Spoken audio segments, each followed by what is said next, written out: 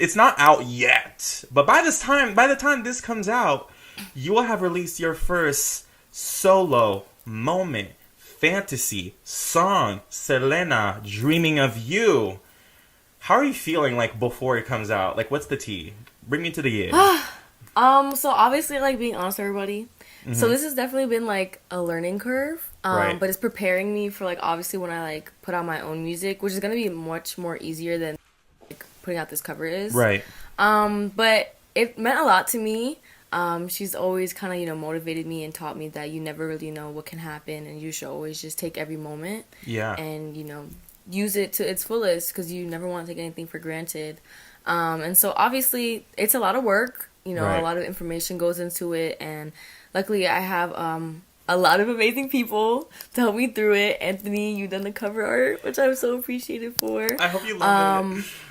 It is amazing, guys. I can't wait for you guys to see it. I have my family, my cousins, they're my producers, and they have amazing friends who have also helped, with the melody and the track and just producing it the best it could be. So It's been a lot of fun. Definitely recording it and being able to go back to the studio has been like the best thing for me because it's just I'm addicted to it and I appreciate it and I love it so much. And I'm excited to go back at the end of the month to go record some more stuff for myself. But I'm excited for this cover to come out because I know everybody's been waiting for it, and there's a lot of people that I would love to do a collab with. Definitely Tajik. I feel like we could come up with something crazy. I'm putting that out there. But Doja as well. I cannot stop talking about that girl. I would love to write a song with Doja Cat. Like Streets.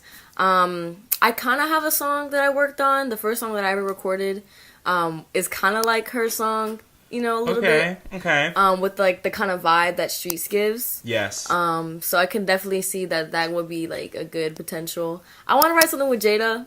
I would really love to have something with her. We've talked about it. It's just all about finding like the track timing. And just kind of vibing with it. Yeah, but we've been busy. She has her own work. She's doing stuff. She's a working girl, as she should. Booked and busy. Period. But Julie, she's taught me a lot.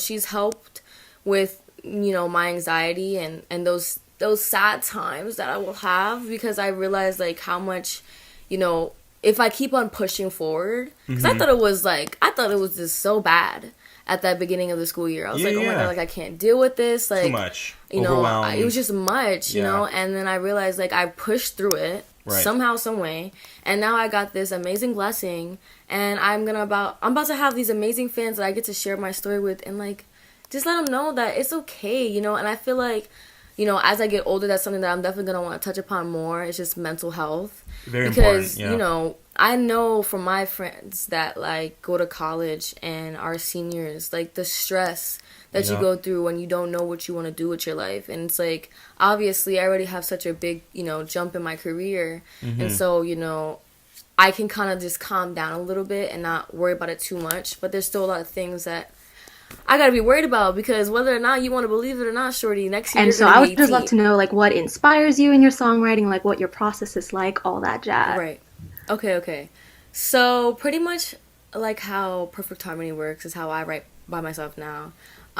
Is you're gonna have an idea of a song that you want, right? Like let it be. Let's say it's like about a breakup or someone that you like falling for, or like friendship. You're gonna have that idea, and then you're gonna like go through all the songs. Like obviously, as a songwriter and somebody who listens to music and sings, you have like a playlist of songs that you just love and vibe with. So I would say your best bet is just to shuffle the playlist and then like just listen to songs, and then you're gonna eventually like find something that gives you the vibe of what you're kind of like looking for. And my thing is always like lyrics and like how they're written and what they're trying to say and explain. And I'm like, okay, so the way that they said this, I really like it. I'm gonna kind of take that like idea and then kind of try to write its own personal song. It's kind of like taking like a sentence and then writing like a whole thing for it. I love my fans. They're all so sweet. They're great. Everybody's just so nice. So supportive. So like walk me through that timeline, because you did the audition tape, and then there was that point where you went to Los Angeles to do the producer stuff, and then you came back home and you announced your family at your quince, which by the way, iconic. Way to go out on your quinceañera. and you announced it there. Walk me through the time. Like, what was the months? How did it go? How much time did you have to wait into anticipation? Did I get the part? Am I being flown out? What's the tea? Right. What's like? Right. Okay. Give me the kiki. So a lot of the stuff that happened Yeah. was untraditional on Yeah. my end. Okay. Okay. I had no idea what was going on. So I was in art school. So obviously probably like the reason why I wasn't prepared for this audition was because the teacher that had published it on Google Classroom for all of us did not give me the encouragement that I deserved. He basically just kind of just said I should just enjoy the experience and have fun because the odds of me getting it is very slim. Like, the chance is not high. Okay. And then the process, because it was like 2 times that I talked to him. The first time that happened, my parents said, do not go back to that man. Do not tell him anything. Yeah. Just leave it alone. Yeah. And I was like, okay. So I started doing a lot of stuff on my own because I really did not know what I had to do. I just thought it was a simple, just record yourself doing a self-tape and then send it. Talked to so many friends and peers and just people that I looked up to, and they said to do it because you never know what can happen. And, you know, I did the self-tape. I did not do it with anybody, as you all know. So it was kind of like I was talking to a ghost. Yeah, almost a Polaroid, yeah. And then I sent it, and I think like 2 days or 1 day after I had sent it in, I had got a call back in the email. And I remember it because I was out with a friend, and I was getting fries, and my mom was like, you got an email from some acting thing. And I was like, don't open it until I get home. Don't open it without me. Yeah. And I ended up forgetting about it, and it was like close to midnight, and I was like, Mom, that email! And so we opened it, and they were like, hey, like, we really like you. Can you, like, give us a call? We'd like to talk to you about a callback. Ooh, and yeah. I was going to go see the first opening show, and so I just, didn't go to school. Because it was good anyways, because of the time difference, we could call in the morning with my dad. Yeah. And they didn't pick up, so I was nervous, but I guess it was just, like, the office was closed. Okay. And then, we ended up leaving to go to the show, and they sent an email again saying, hey, can you please call us back? We're so sorry we missed your call. Call us at this number. Yeah. I was like, Dad, like, you gotta call them right now. Like, Yeah. they were like, oh, you can call us Monday, or, if you can't call us today, just call us Monday. And I was like, no, you now. Yeah. And so he calls them, and we're on the bus, and he calls us back, and he's like, I don't know what you did, but these people really like you. I'm so proud of you. Like, they want to call back. Supposedly it's like a Kenny Ortega thing, and he's a part of it, and all this stuff. And I was like, this isn't happening. This is not happening. But I wasn't trying to like steal my sister's moment. It was her opening night. Yeah. So I was Leave gonna her block it out. shine. You know what I mean? Like, we're not gonna talk about it. And so then it was the whole like find a manager, find an agent thing. We went with my lovely manager, Adam Levine. Luckily, everything. Okay, we have a clip. Your dad sent me a clip of Kenny announcing to your family at your quinceañera that you got the part on Julian. You should send him that. Hello, everybody. My name is Kenny Ortega, and I have recently become a friend and a creative partner to Madison and her family.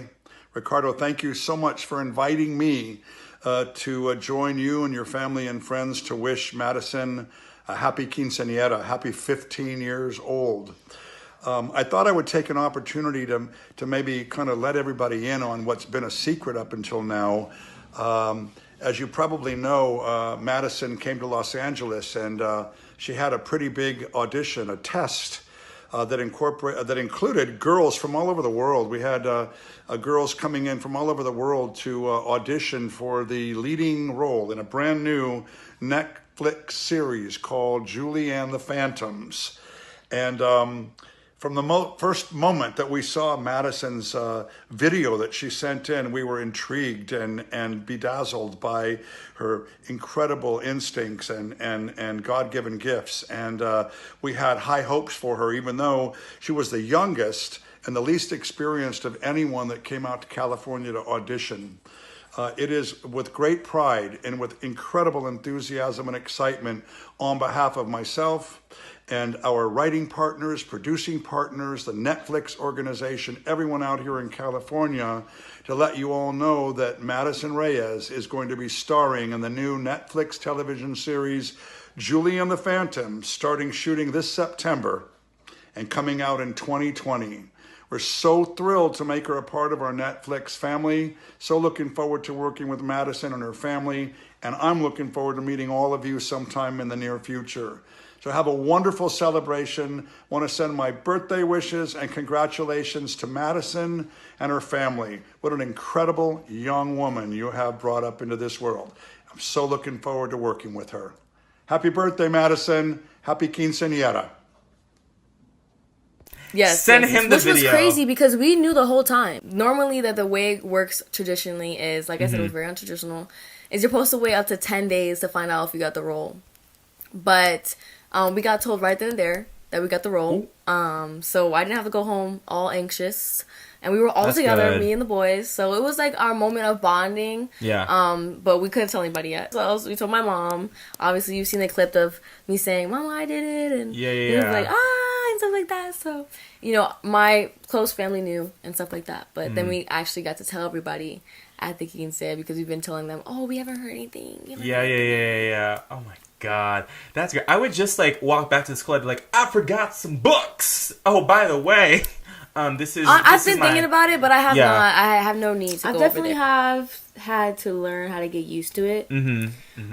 It's obviously something that I expected because I see how these shows work. Yeah. Obviously, I knew that Julie and the Fans was going to be big. Yes, there's going to be the fans that are like, no, it's not because of that. Like, it's because of the music and Julie and you're amazing. It's like, yes, I understand that those are some good things as well, but you also have to look at the eye candy that we have. You know what I mean? Yeah. We have these guys that a lot of teenagers will fall for, but I know I was like, oh, they're going to eat this up. The girls are going to eat this up because that's mostly how things work. Marketing. You know what I mean? Yeah. That's how it works. It's I a hate good to say it, but story. that's how it works. Yeah. But it's great. Yeah. You know what I mean? Julie and the Phantoms was still a great show. I understand that. People know that. There are people who understand that, and there are other people who are just like, okay, but like, the guys, you know what I mean? So it was definitely a little hard at first, though. Yeah. Because I definitely felt like I was working a little too hard for it, and I didn't want people to think like, oh, she just wants followers. Like, she's obsessed with followers. Like, she's like doing all these, you know, lives to get more followers, and it's like, that's not what I wanted. That wasn't my intention. My intentions were to simply feel like I was on the same level as the guys. I think the thing was that I really thought that that it was gonna be a little different. There was a little bit that had like expectations that it was gonna be different with this show. That this is something new. Yeah. This is something that we've never really seen before with a Latin lead and the sense of what she does and who she is, you know, inside the show and outside of it in real life, you know. So I had a little bit of like an expectation that like things were going to go a little differently. Right. And when I realized that they weren't, I kind of was like, dang. Like, ugh. So I might do more school. If I'm smart, I would do more school. It takes me about like, depending on, I have to do it through average of 3 hours every day. But on average, I do like 8 hours, which is a normal amount of school. You know what I mean? Right. So it's like, then I have to think about, okay, I gotta make those TikToks everybody's been asking for. I gotta go live. Everybody's been asking me to go live. I gotta come up with live ideas. You know, people want covers. Gotta think about what cover I want to do. Gotta practice for that. You know what I mean? Like, and then there's also, we were doing a lot of press. A whole lot of press. Yeah. You know, a lot of things have died down now, but work's starting to pick up again. We got the DreamCon thing. You know, I have the National Women's, you know, show that's coming up too. So it's like, there's a lot of stuff that I finished one thing and I got a million other things to do. And then I realized that I shouldn't be working as hard as I should be, so I cut down on the lives, I cut down on the posting and the TikToks and doing things, and it made me feel bad because I know there were genuine fans out there who were kind of just there to see me and not necessarily see the boys. Right. But it was just like I'm gonna take a break. It's not necessarily a sensitive topic. It's just a topic that a lot of people will not understand. Well, we're both minorities, so we get it. Obviously, it's obviously we will understand it. But I also feel like with some minority that it's like there's a lot of like misagreement. You know what I mean? Like, I feel like things would be so much better for all of us if there wasn't so much hate within our own communities and hate for each other's communities. Exactly. You know what I mean? It's a lot of like, we're complaining, we have the same enemy, but we will find some way to make each other our own enemies. Yeah, I mean, that's so sad. It's like, you cannot talk about like race inequality and like just things like this, because they're gonna be people that just don't understand. So I really vibe with your relationship with Jada. I love Jada. I love her. Just like the right amount of sass, the right amount of like overflowing talent. I want to know, just like, what does a FaceTime call look between you and Jada? Because I feel like it's chaotic. Hold on. Yeah. Hold on. This might work. This might work. I was supposed to call her yesterday. Let's see if we can get this. Let's see if we can get Jada. I have her down. Headshot! Not Jada making a cameo. I'm dead. Say hi to the podcast. Say hi. Hey. Oh my god, I stand. Call me when you get home, okay? I love you. Not Jada picked up right so away. Every time we call each other, because we haven't been able to talk in a while, she's been busy, so she hasn't been able to like FaceTime. So right. She's actually at her grandma's now, like to spend time with her, so she has like free time. But you know, when we don't see each other for a while, you know, it's always the I'm dead. But a FaceTime call with Jada consists of just us being crackheads and taking a lot of like FaceTime like photos of us just being dumb, and like she was like doing cartwheels in one and then like backflips in the other, and I was like breakdancing and like trying to rap. And, you know, like, it's just, you know, never what to expect. It's like, you know, sometimes we got, like, the tea being spilled because obviously we don't talk for a while. And then, like, we have a lot of tea to spill. Right. Or it's just simply like, oh, my God, like, I just can't, like, do this anymore. Like, life is just, like, so hard. Like, I just miss you. And I just, like, want to go back to filming. And I just feel like I'm just, like, missing you. Like, I miss our friendship. And I feel like not me crying. We could just be so much more happier, you know? And there's also kind of like, oh my gosh, like we should just go on like a vacation trip to like the Bahamas, like when we turn 18. Like we're gonna get an apartment together, like we're gonna start living together, we're gonna like live our lives, and we're gonna be baddies, and we're just gonna say, you know what, bye, and we're gonna be on a plane like the next day. So yeah, because we share the same birthday month. True. Oh my god, y'all. So could we're both go both when you're 18. So we're both gonna be like, ooh, the chaos. The chaos. Well, I'll be 18 before her. She's a year younger than me, but okay, you know, well, we're sisters. Sometimes she gives like little sister vibes. Sometimes she gives me like twin vibes. Overall, we're just sisters. We're family. Like I love her mom. Her mom loves me. My mom loves her. Yes. Our moms love each other. Like it's iconic. You know, it was sisters meant to be. by chance, friends by choice. I'm loving that for you. Honestly, your friendship is iconic. That's all I'm gonna say. It could be more iconic if we could have time together. Like I've been thinking about like I was talking to my mom about it, and she was like, "Yo, like let's go to LA. Just me and you."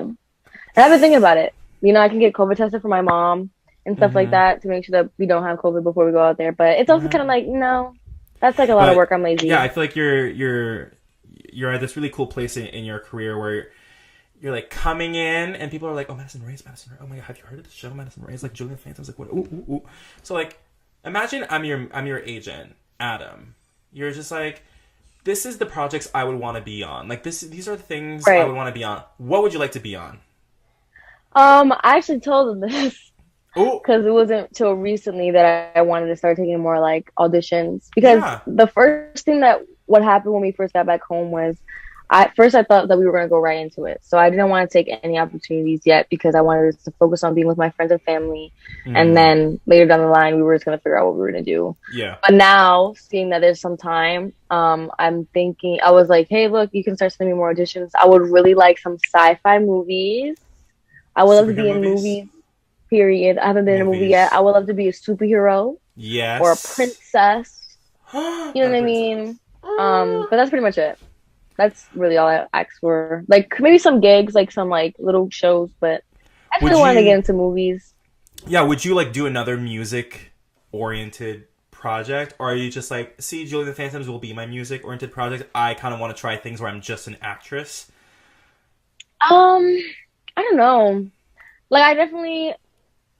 It's kind of funny that I've never really thought about it because you think, oh, your first gig was this kind of show, this kind of vibe. Right. Are you sure that you can really just do something that's just simply just acting? And that's where the whole like horror, satisfying, sci-fi stuff comes in. It's just kind of like you have like that quick pace, and like that stuff that just keeps you like, oh my god, like what's gonna happen next? I like those kind of. I like stuff like that. Preferred over like like obviously I think I could see myself in like a slice of life movie, one of those kind of movies where it's like coming of age, coming of age, stuff like that. You just opened about your dyslexia this year, actually. How did you deal with all of that? Because like script writing, a script, girl, I don't have one, but like if I could hold it up, it is a thick piece of paper, and when you got multiple episodes, it is thick pieces of paper. Gotta memorize. Right. So, what would be your biggest advice for kids out there who might deal with dyslexia? So at first, the way that we were doing stuff was we would read the script before we had our table readings. Mm-hmm. And then I would go out, so I already knew the words, and if I needed to pronounce anything or I didn't know how to say anything, they would help me. Mm-hmm. But then it just started to get a little like I just didn't really want to do all that. Like it wasn't that hard to deal with, and I felt like I had looked through the script enough to kind of know like if it was too hard for me to say or something like that to break it down. Mm-hmm. It's not necessarily hard anymore now. It's just annoying. Like it's just like it's just something that you just don't want to deal with because it just becomes like just too much work. Like being extra for what? Like just be simple, get it done, and let's get out of here. Because I don't want to do extra work unless I have to. Right. So my biggest advice is simply just know what you can and cannot do, and know that if you can't do something, then it's okay. You know what I mean? Yeah. You'll eventually learn how to do it. But you shouldn't sweat over it. That was the thing that I had a problem with. Obviously, I was an honor student who was trying to work a little butt off for A's and B's all the time. Go bestie. And once I realized that I shouldn't be stressing, everything else that I always used to stress would all my stress just went away. Because I was like, there's no need for this. Like, if I can't do it right now, then I'll eventually learn how to do it. And that's another thing that I learned from Kenny was, he always told us that like, look, if you can't do something right now, then that's okay. Like, you'll get there. Right. There was, that one song that we were supposed to have on the track, on the album, I couldn't sing. And so we cut it. You know what I mean? And we found another song. And that was Stand Tall. And Stand Tall is an amazing song. And everybody loves Stand Tall. Yeah. And now we look back on that one song that we cut and we realize, oh, snap. You can sing that song perfectly fine now. Yeah. Those notes that you couldn't hit, you've grown so much. Now look, you can do it. You know what I mean? Yeah. So that's just an example of just how, like, you might not be able to do something right now, but if you just keep on working at it, you'll eventually get there. Just don't stress over it, because then it becomes like unenjoyable.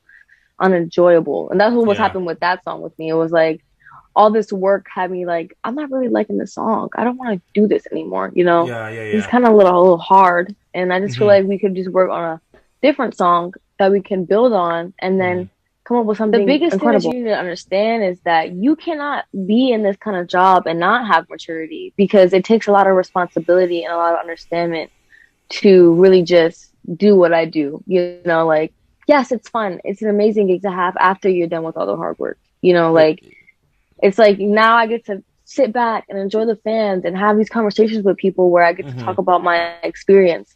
But that doesn't mean that it was easy peasy and lemon squeezy. No. It was hard.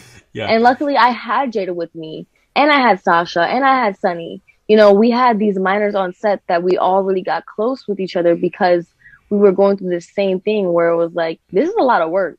If I was by myself and I didn't have Jada, it would have hit. No. It would have hit. And it would have hit. Like, it got to me at the end. Everybody was getting sick on set, and it was wear and tear, and I was like on my last strength, and I got sick. And I realized that I was not taking care of myself as I should. I was just working and working yourself, running to school, trying to finish school. Like, I didn't have the weekends off half the time because I had to do school, because I couldn't get enough hours in during the week. You know what I mean? Like, it's not you get to go on set and you get to act, and it's like, there's all the bright stuff, but you can't take all that bright stuff and not take the bad as well. Like, I'm not gonna say it was horrible, but definitely there were those days where work. I felt like it was just a little bit much and I couldn't handle it. And, you know, luckily I had, you know, a good work system with myself, and I knew when I shouldn't push myself, and I knew when I was pushing myself, you know? Yeah. So I knew when to back off and kind of just be like, all right, I gotta take a break, you know? And there were those days like when we did I Got the Music, you know what I mean? I was not used to dancing around and having to do stuff like that, take after take, especially in the clothes, you know what I mean? Like, layers on layers. It was hot, and then I still had to run to school. I was like, I remember telling Miss Jen, I was like, Jenny, I can't do this right now. I gotta breathe. Me and Jenna were like, we gotta, please. And she was like, take it. You know, when we went to school, we never ever used them as breaks. You know what I mean? I would do school, and I know that's definitely hard. That's another thing that people need to know is like, if you're a minor and you get into this gig, if you are not like a good independent worker with schoolwork, then it's going to be hard for you, because it's a lot of work by yourself. And yes, you have a tutor, but you know, like if you have like 10 minutes to do school, and you know that you still need to get it done before the end of the year, because you can't just skip out on school because of it. You got to get that stuff done. And I realized, I was like, I'm not about to go back home and have all this work that I didn't get to finish and have to do more stuff. So I would go in there and I'll go straight back into it. And it was hard. I was tired with my dyslexia. It was so hard to pay attention and really just sit down and read those words. Because it's like half the time I was like, I don't want to read this right now. I don't want to read this. And you have your other scene to think about. You have your other dance moves to think about. Especially on those scenes where it was like meant to, like, emotional. It's like you're in one mindset and you have to quickly get out of it. Go into school, put your mindset onto that schoolwork, and then switch it back on when you have to go back inside. It's like, this is very great for her. She made the process a whole lot easier.